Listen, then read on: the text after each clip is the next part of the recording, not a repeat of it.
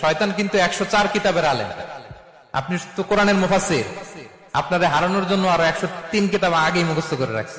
সে মুসা আলাইহিস সালামকে ডিল করেছে, সে জেসাস ক্রাইস্টকে ডিল করেছে, সে সাইয়েদনা ইব্রাহিম আলাইহিস সালামকে ডিল করেছে, সে কোটি কোটি মানুষকে ডিল করেছে, হাজার হাজার নবীকে সে ডিল করেছে। সে 104 কিতাবের আলেম।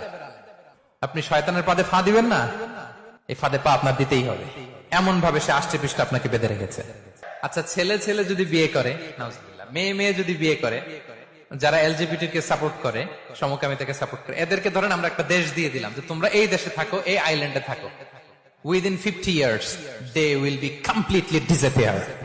50 বছরের ব্যবধানে ওরা নাই হয়ে যাবে, ঠিক কিনা? কারণ ওদের কোনো প্রজন্ম থাকবে? ছেলে ছেলে বিয়ে হইলে কোনো জেনারেশন আছে? নারীতে নারীতে বিয়ে হইলে কোনো প্রোডাক্টিভিটি আছে? এমনি ভ্যানিশ হয়ে যাবে।